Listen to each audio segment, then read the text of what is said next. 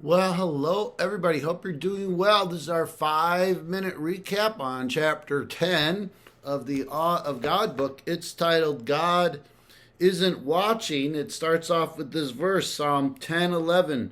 The wicked think God isn't watching us. He's closed his eyes and won't even see what we do. So the wicked just think, oh, God's not aware of what's happening. The book goes on the next page. Let's take it a step further. If someone continues on a slippery path of not just lacking but shunning holy fear, they now are threatened with a diabolical belief that God can't see my motives, words, or actions. It's one thing to believe God is not watching. It's another level of irreverence to think he's unable to watch, all right? So there's a difference there between he's not watching us and he's unable to watch us. That's how the wicked think.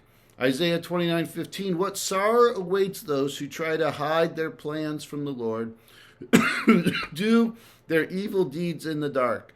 The Lord can't see us, they say. He doesn't know what's going on. So you see almost a little bit of a progression from he isn't watching us to he can't even see what's going on. And then there's the story of Ananias and Sapphira. And there's actually a third person in this story. His name is Barnabas.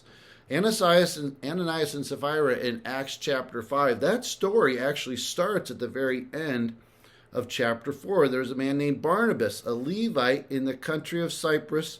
Having land, he sold it and brought the money and laid it at the apostles' feet. So Barnabas sold some land, gave the money to the church, and they saw, people were appreciative of that. Ananias and Sapphira saw what Barnabas did, and it seemed like that gave them the idea, hey, let's sell our land, and we'll give some of the money. They pretended to give it all, but they only gave a portion of it, which was their right, but they pretended to give it all. Just interesting, they were copying how Barnabas was treated well, so they wanted that same kind of positive attention. And you know how the story turns out. They actually paid for it with their lives. Appearance was more important to truth. Ananias and Sapphira. Appearance was more important than truth, and thus led to a deception. How could this couple ever think that God didn't see this? But how often do we foolishly think we are able to hide our distant hearts from the Lord? Excuse me. Again, it's not just our actions that God knows. He knows our heart. He knows our attention. Okay? Everybody else looked at the story of Ananias and Sapphira, and they had no idea what was going on. But God knew their heart. The reason they were doing it was because they wanted a better reputation. They wanted accolades. They wanted other people's praise. A lack of holy fear, to the degree we lack it,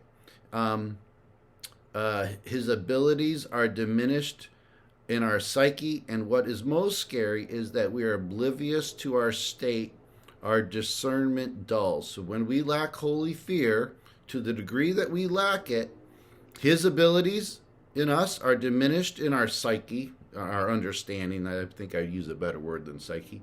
His abilities are diminished in our understanding, and what is most scary is that we're oblivious to our state. Our discernment, our understanding, again, just kind of dulls. Revelation 2:23.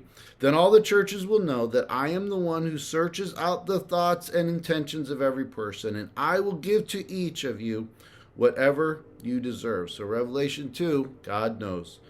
The point, God knows not only what we do, but the motives and intentions behind our actions. He knows the why as well.